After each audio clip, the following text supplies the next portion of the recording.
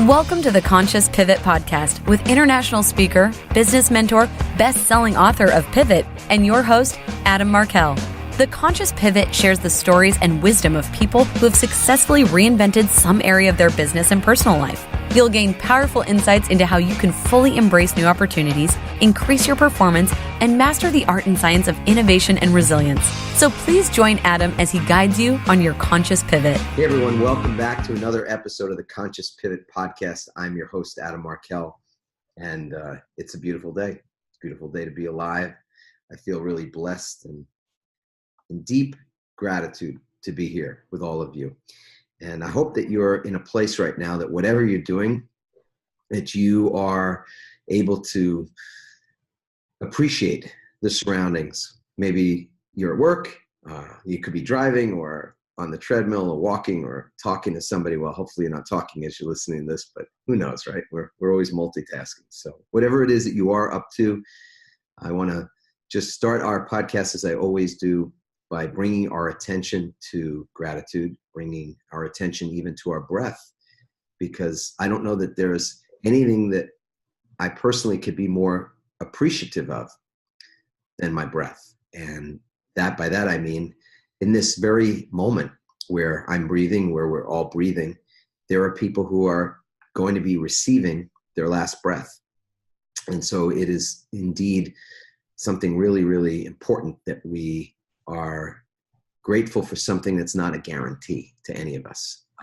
Death is a great teacher. I know it sounds a little morbid, I suppose, but there's one thing that we all have in common, whether we're rich or wanting to be rich or not feeling very rich at all, or we are male or female or some other distinction that we have for ourselves. Wherever we are and whatever we are feeling in the moment, we all share this breath in common, and we all share in common the fact that it is not guaranteed forever. So I am incredibly lucky, feel very blessed and happy that I get to spend this time this way.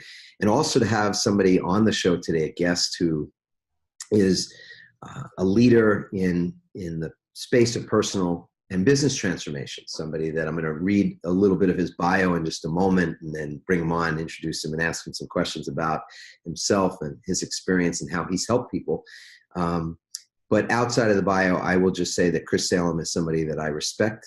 I got to meet him a little more than a year ago and think he's just a hell of a good guy and somebody that I think is worth listening to, and definitely somebody that we feel quite blessed and honored to have on our show today. So Chris Salem is an accomplished life and business strategist, a world-class speaker, award-winning author, certified mindset expert, radio show host, and wellness advocate, partnering with corporate leaders, entrepreneurs, and sales professionals to have sustainable success at the next level by resolving the root cause to mindset barriers. He has a special passion for empowering them to take their businesses, game, and life to another level by operating in the solution rather than the problem. I love that. Chris shares from experience what has worked successfully for him through understanding the root cause behind the effects of limiting patterns in our business and personal lives. He is the originator of the term prospreneur, an individual whose health and wealth are in alignment in a way that leads to true prosperity. His book, Master Your Inner Critic, Resolve the Root Cause, Create Prosperity, addresses this and went international. Became an international bestseller in 2016, November. He also co-authored the recent addition to Mastering the Art of Success with Jack Canfield. He's a friend of ours. His weekly radio show, Sustainable Success, is part of the Voice America Influencers channel. And I want to welcome you, Chris, to the show today. Adam, it's a pleasure to be here. Yeah, way cool, way cool. So, that's a wonderful bio. There's a lot in there. What's something that's not in the bio that you would love people to know about you? Well, I would say that I'm also a youth coach. When I say that in terms of sports, so I spend a considerable amount of my free time coaching youth sports in football, baseball, and basketball. And it's something very passionate to me because my son is 10 years old, going on 11, and I've been involved in his sports now since he was 4 years old.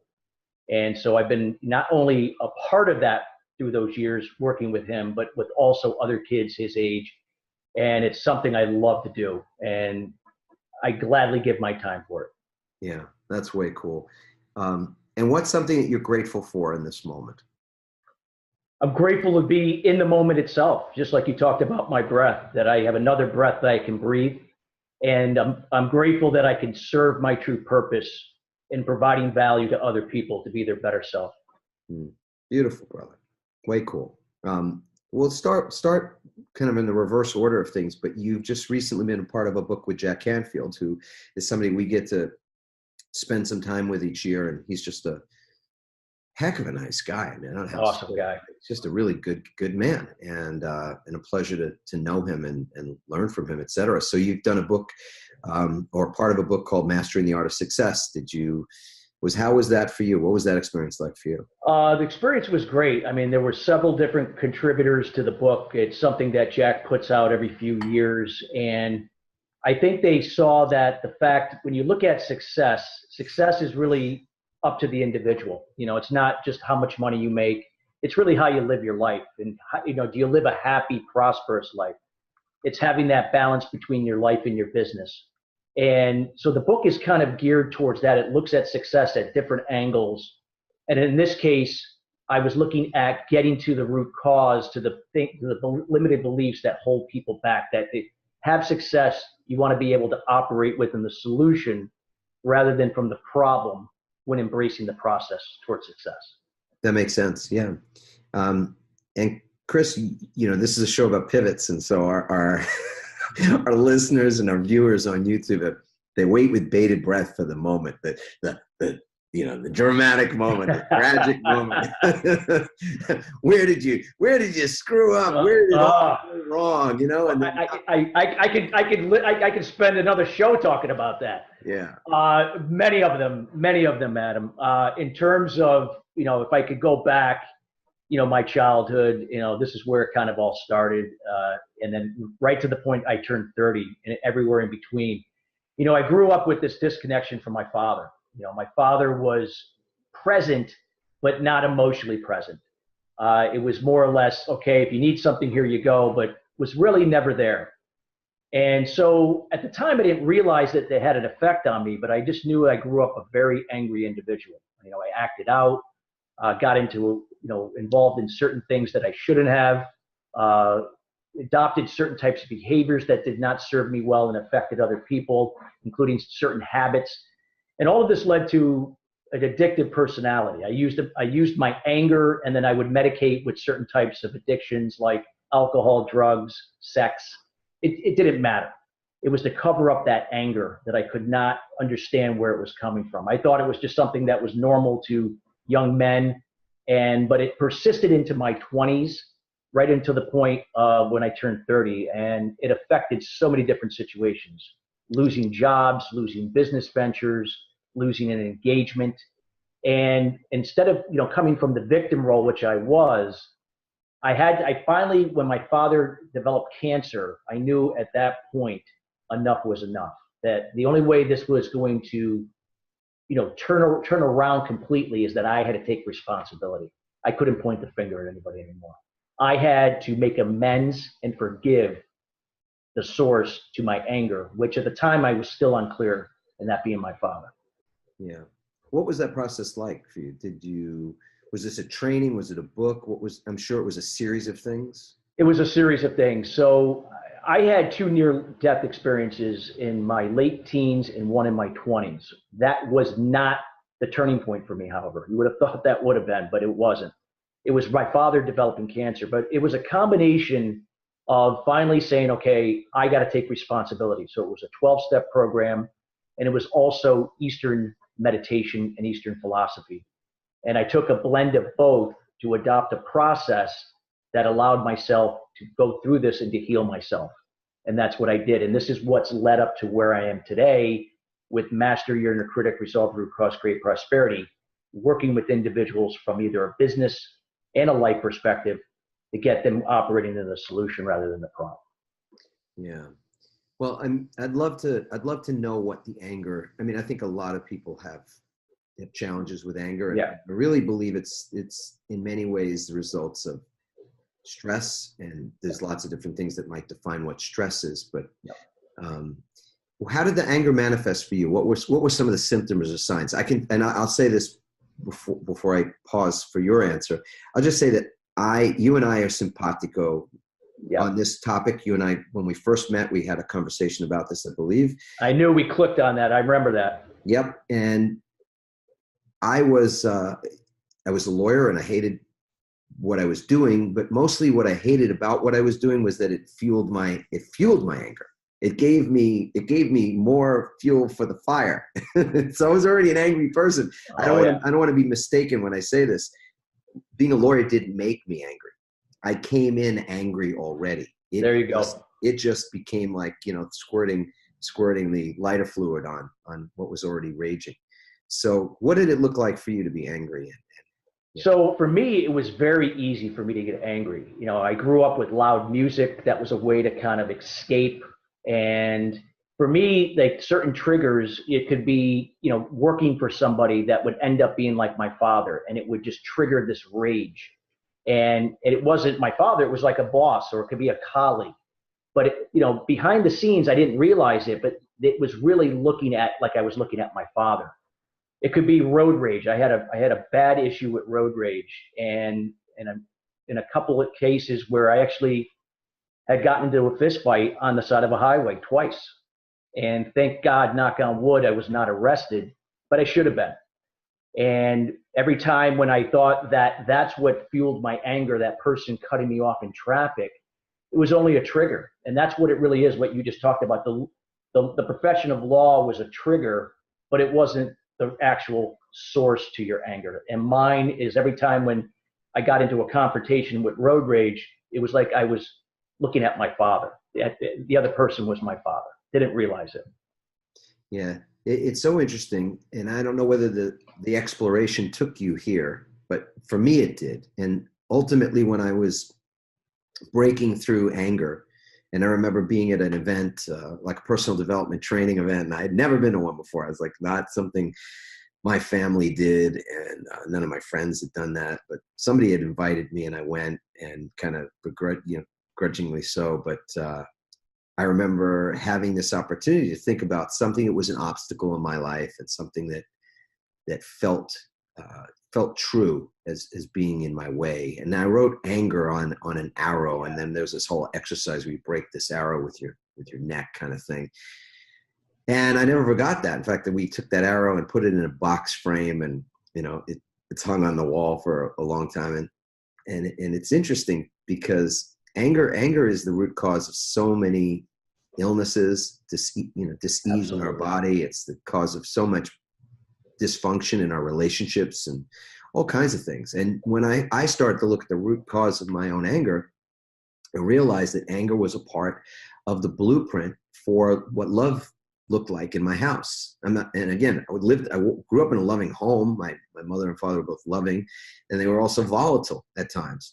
And anger was kind of intermixed. This angry words and angry actions was a part of the fabric of the loving environment. So for a kid, we don't know anything, and we think everything's about us anyway. We kind of put the responsibility for everybody. So in your home, if your parents didn't get along, or if they fought, or, it's always about us. As a child, you just think you're the cause of it. Absolutely. Yeah.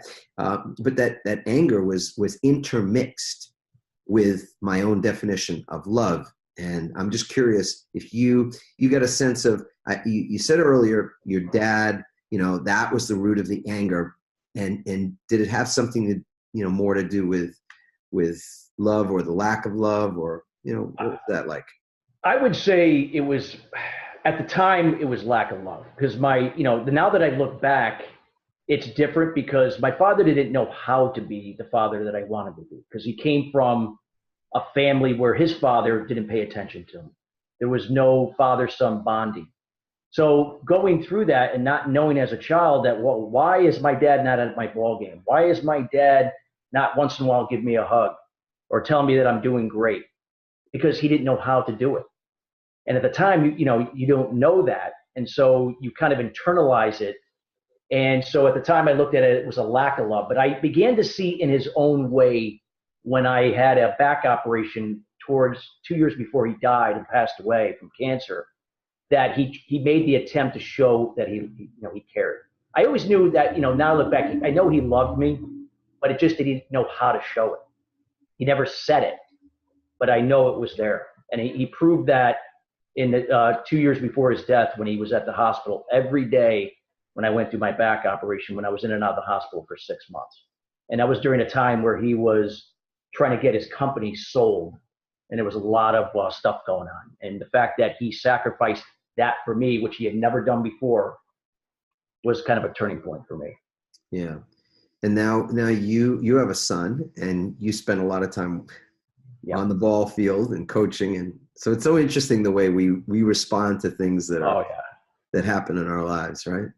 Oh, absolutely. I said to myself, I'll be the complete opposite. And that's what I've done. I put my son first, but at the same token, I want to empower him with certain things that I feel that will help him develop to be a better man than I was, so he doesn't have to go through that process like I did. Yeah. So just hanging in that space for a few more moments, I think resources are always great. And I love it when I get good referrals and resources. One of the books that I think is worth reading, and I'm sure most of these two books I'm going to mention you may have already checked out, Chris, but Hal Dwoskin wrote a book called The Sedona Method, which is really very impactful on the side of how do you release things? How do you let go of things? Because so many people realize, maybe I've got something I'm hanging on to. It's a little resentment, it's a little, whether it's anger or it's shame or sadness, guilt. Yeah. I mean, there's a lot of these emotions, and the emotions in and of themselves are not bad.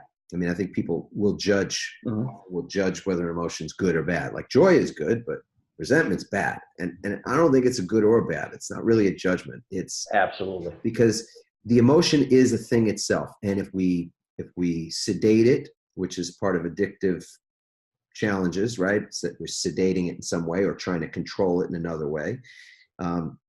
Well, then we're in essence shooting the messenger or pushing the messenger away and saying, I'm not going to deal with this emotion. I don't want to deal with my anger.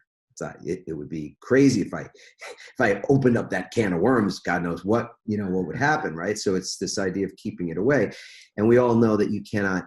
The pressure, the strain, the work involved in keeping that away from you. It's like, if you've ever seen sometimes a beach ball in the pool or at the ocean or something, you try to press that beach ball underneath the surface of the water. We know you can do it for a while. You can hold it down for a little while, but it gets to be a challenge. It gets to be a lot of work, and ultimately the beach ball always wins out. Mm-hmm. And I think it's the same thing with a lot of these emotions that we want to keep at bay. Absolutely. So it's like a knowledge. You have to be aware and acknowledge it and accept it where you are to move forward. I think a lot of times we're in denial of what that is. So that was a good analogy, Adam, what you talked about with you're pushing it down. You could keep it down for a period of time, but it's going to eventually take over and come to the surface. And sometimes you don't know when that's going to be. Yeah, you're driving on the highway, and somebody cuts you off, and the next thing you know, you got your window down and you're pulled up alongside them, and you're giving them the bird and saying them maybe a couple other choice words, and the next thing you know, that guy's doing the same thing, and we go, hey, pull over. Exactly. Right? Let's discuss this like men. Exactly. Like animals, right? It was like yesterday, but that was 20-something years ago.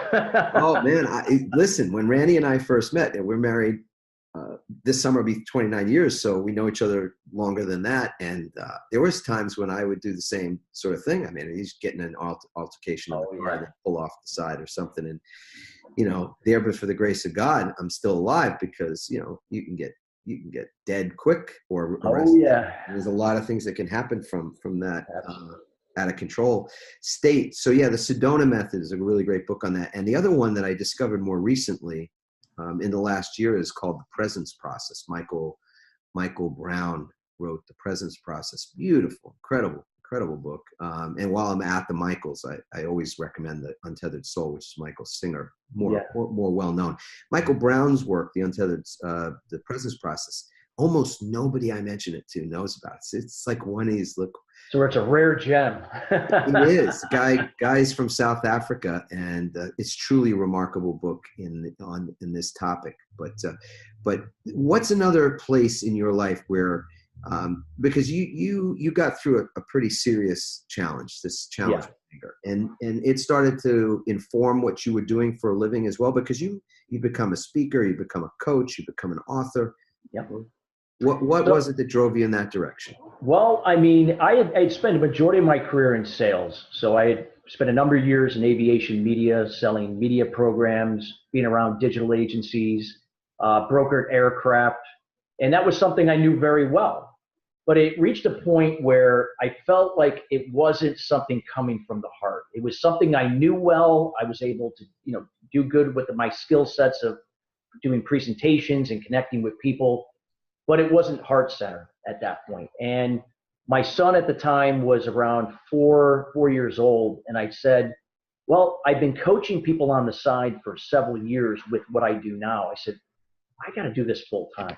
And I have to design this particular coaching career with my speaking around my son so I can be the father I've always aspired to be, so he could have me when he has his games or his practices, and I can contribute to the other kids. So that was like another turning point or a pivot for me to go from, high octane where I was traveling around the world, I was working 11 hours a day, to kind of throttling back where, I had more balance now. I was getting back where it was more time spent with him and then not as much time on work. Even though I do spend time on work, don't get me wrong, it's not what it used to be back when I was on the road selling. Yeah, exactly. That is a pivot for sure. Yeah. So you went to your heart.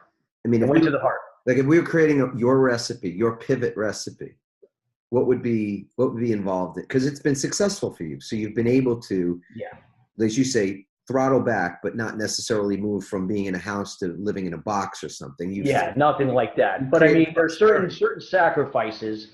But again, it comes down to, when you look at what success is. Success at one point to me was all about how much money, I was making a lot of money. Money's important, don't get me wrong. But it's also making sure that your wellness is at, the highest level possible, that my relationships are being nurtured on a daily basis with my wife, with my son, my family, my friends, and having time for myself, that I can't empower or be of value to someone if I'm not being the example or taking care of myself. And you have so many hours in the day that you have to, do your best to strike to find that balance. And when you're able to do that, for me, that is what true success is all about. And it's not necessarily I have to be making as much money as I was. It's really being grounded and centered and really serving my purpose, that really defines, my success. Yeah, absolutely. So the recipe, let's go back to that for a second. What would your pivot recipe look like today? Pivot recipe would be, again, to be really aware of where you are and where you want to be. And I don't know if you want me to actually use ingredients, but that would be awareness. If we were in. So for you, in your experience, what some of the ingredients? I use the first one is you went to your heart. Yeah, it went to my heart. So it's really going into your heart and being aware that it's okay to be where you're at, even if you're struggling somewhere. You could be you've hit rock bottom, whatever the case may be. Just to be aware and accept where you are right now, and to make a commitment to the process to find the root cause to the problem, so you can then operate from the solution from within. The problem and the solution are in the same place, and you got to go within. This is where meditation, journaling play an important role. Certain types of habits that are going to serve you, that are going to get you to the place of where you can identify where the problem is at the source. And then the next final ingredient for me would be forgiveness. Forgiveness is powerful. And it's something I think sometimes people say they forgive, but I don't know if they truly forgive, because when you truly forgive, you could feel it from every cell in your body. It's not just the words. It's something that you could physically feel coming out of you. It's a release like I've never experienced. Yeah, beautiful. I'm just jotting down some notes, but what I got from this was a recipe that looks like coming from your heart or going to your heart. Yeah. One. Number two, being aware of what's going on in your life and not trying to candy coat it or avoid it, but Absolutely. accept Being transparent. I should have used that too. Transparency is important. Yes. So that acceptance piece. Yep. Number three, problem solution. I love this. Problem solution are in the same place. You find them in the same place. I'd love to hear a little bit more about that, but that really makes sense to me.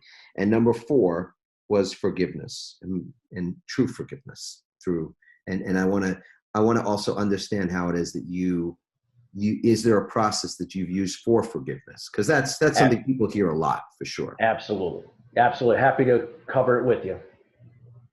So, when it comes to when we talked about the problem and solution being in the same place, again, this involves your subconscious mindset and your conscious mindset. And sometimes a lot of people are blind to the subconscious mindset. They can't understand why maybe certain things are going on in their life and how those things that are going in your life can tie back to what has happened in the past. It goes back to your childhood. And that a lot of the things that happen, that you have a role in it, your energy attracts, different situations, but then yields the same results. And you wonder why you're experiencing anger over and over again, why you're experiencing shame or guilt or jealousy or envy or any combination thereof. We all have a part in it. It's not that life just happens to us. Bad things can happen even, people that are in good places, but it's how we respond to it. And when we come from the solution, we're able to see certain setbacks as actually opportunities in disguise to really take us to the next level of our true essence and our true being.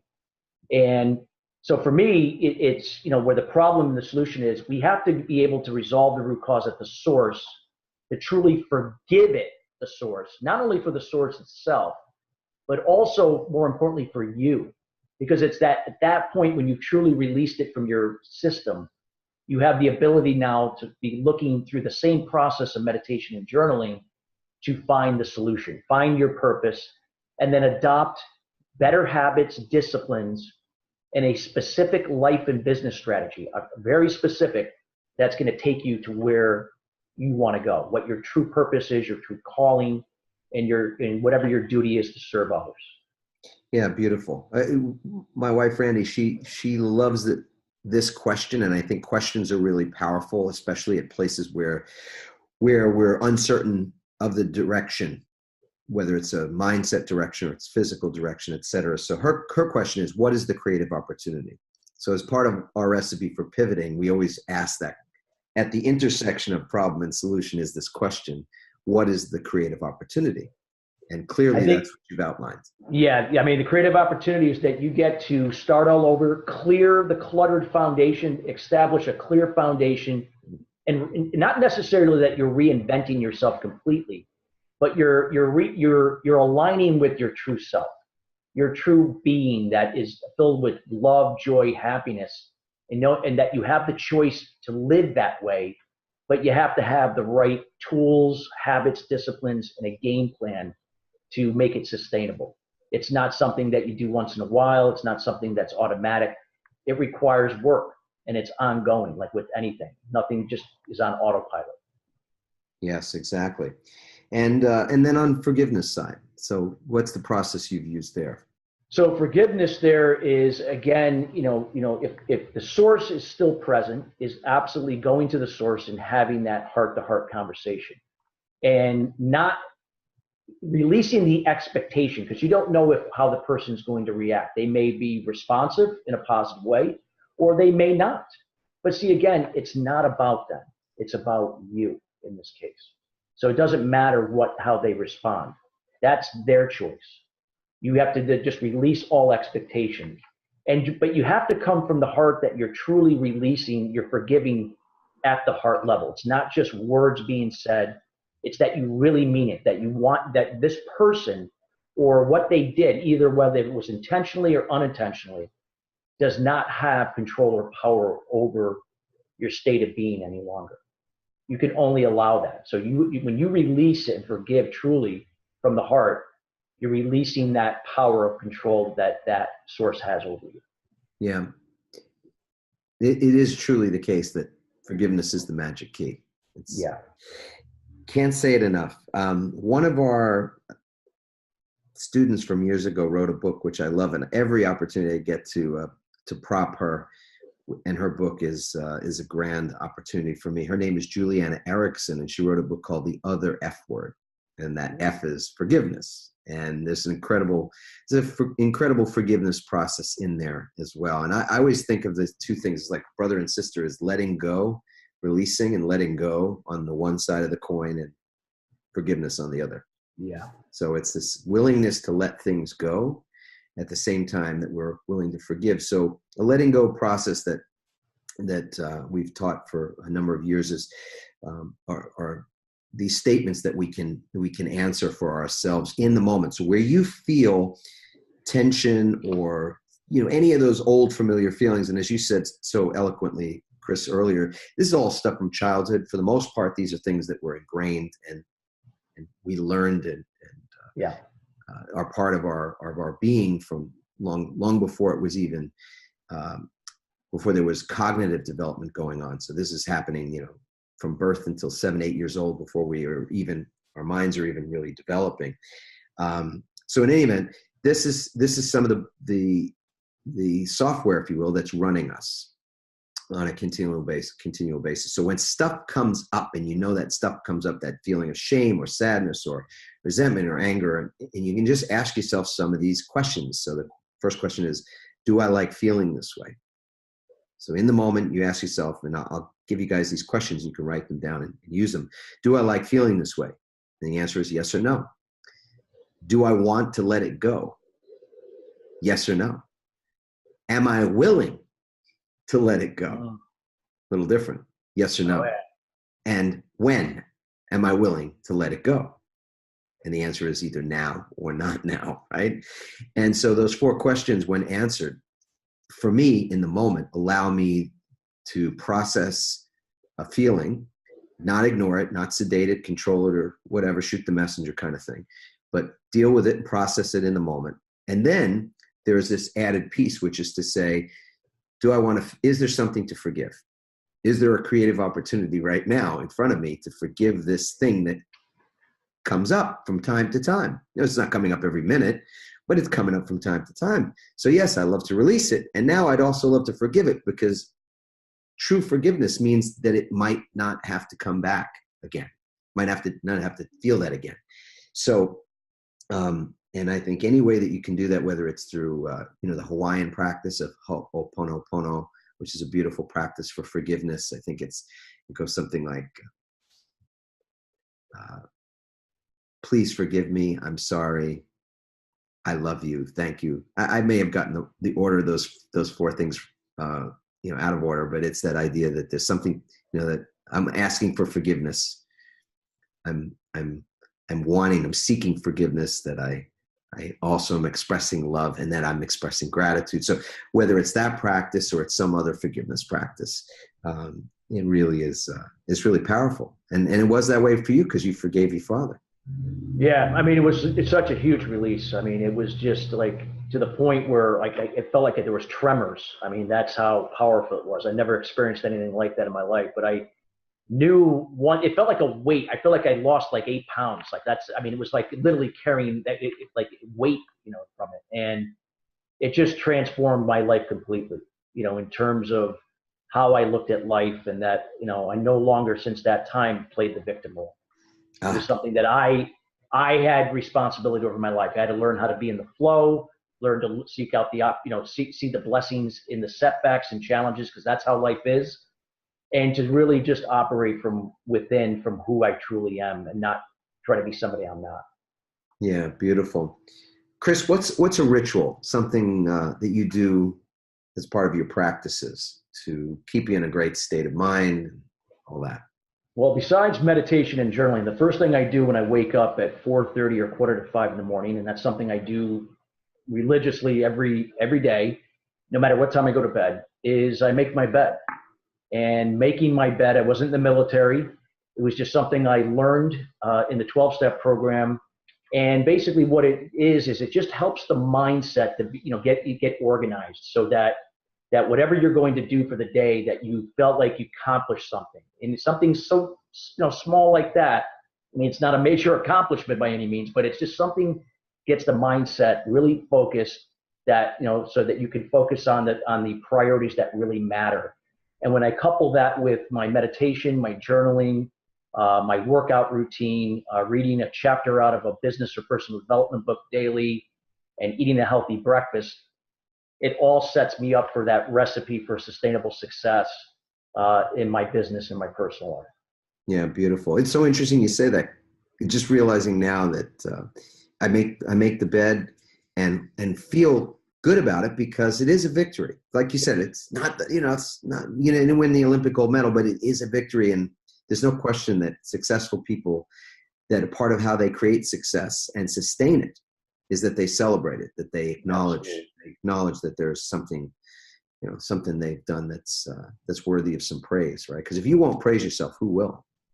Absolutely. Right. And then you get people who don't praise themselves, and they're always looking for other people's praise. And even when they get it, it doesn't make them feel good. It's not enough. Yeah.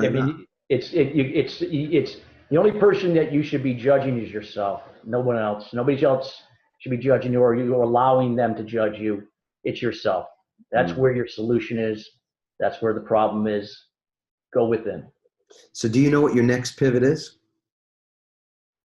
That's a good question. I think my next pivot is, I'm not there yet, but I'm feeling like I have a calling towards really being part of a solution with youth, where with all the school shootings going on and bullying, I'm beginning to see that a lot of times these kids, because they watch a lot of video games, again, there's this disconnect. Even if they come from loving families, especially boys, and it can be for girls, that there's something, the communication is not what it should be, and what could be the difference where a kid could be, could be healthy at an emotional level versus not healthy at an emotional level. And I feel while we have a lot of great resources out there, everyone's not taking responsibility. And I feel that again, it's just a Band-Aid. They're just managing the problem, and there's no one stepping up, or an organization that's helping to solve the problem. And so I'm feeling kind of a little calling there on the side, that leaning towards there to start doing something in that area. Beautiful, beautiful, Chris. It has been a pleasure to have you on the show, and I think you've said so many things that are really will be beneficial for people to not just listen to it, but to actually think about where it is that they could be doing some things even better, whether it's on the emotional side, or it's, what you said earlier about taking time for yourself, how important it is that when you model that, when you take care of yourself, it's easy, or more easy for you to be a good model. Absolutely. In the world for what that looks like. So we call it Just For Me Time, JFMT. That's a good one. I like that. Hashtag JFMT. But, and I certainly support your next pivot. So anything that we can do there to, as a community, support what you might choose to step into there is just wonderful. And for those of you who are watching on YouTube or listening in wherever you're listening to, I want to remind you again that we love your feedback. So if you've enjoyed this episode and you want to leave a comment, you can go to adammarkel.com/podcast and leave a comment. And whether you've loved it or you didn't love it, we want your feedback anyway. I'd love to get a review from you on iTunes as well. Of course, subscribe if you haven't done that. And if you haven't checked out the Conscious Pivot, I want to say it's our sister community on Facebook, which we call the Start My Pivot community on Facebook. You can get to the front door of that community by going to pivotfb.com. It's a real simple way to get in there, and you'll answer a couple of questions, and then we'll let you join. We curate the community, so it's definitely all about being both a great giver and a great receiver. It's a lot of incredible resources that are there, and folks that are supporting at a very high level, as well as being open and willing to receive that kind of support, because we all need it. It's something, we're all built the same way. So sending all of you a ton of love in this moment, and want to bookend the way we began with the way that we will transition from from this podcast into the next, and that is to remind us how important it is that we are in a state of gratitude. I don't think there's anything that's more important to me in my daily practices than to be grateful. And I want to set out the intention that tomorrow that you all wake up. Chris, you're in there. I'm in there. Everybody's in there. we get to wake up because there's no guarantee that'll take place. Yeah. And the fact is that you're watching or listening, you got to wake up today. So regardless of whether it was an easy day or a tough day, or you needed to hear, be inspired by what you've heard, or you're in a position right now where you're able to inspire others, regardless of that, it was a blessing that you got to wake up today. And so I wish and I pray that you get to wake up again tomorrow. That's step one. And step two is that as you are waking up and taking that first breath of the day, that you realize that there are people who will be taking their last breath, as we said at the beginning. And there'll also be babies born and new life created that will be taking a first breath. And it is truly a sacred moment, a holy moment. I don't mean in a religious way, although that's fine too. I mean that is important. And regardless of whether you know what your assignment is on the planet at the moment, or you're curious, or you don't know, or whatever it is special and something to be grateful for. So wake up and be in gratitude. That's step two. And step three, if you're willing to say it, I've got it on my shirt actually today, that you can say these words out loud. Life. I love my life. I love my life. I love my life. So have a blessed and beautiful rest of your day or your evening, and we will catch you again soon. Ciao.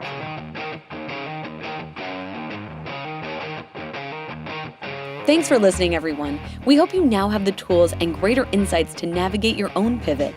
Help us inspire others by sharing this episode and leaving your comments over at adammarkel.com/podcasts. For more tips, strategies, and support as you consciously pivot into a new business and lifestyle you love, join our Pivot community on Facebook at pivotfb.com.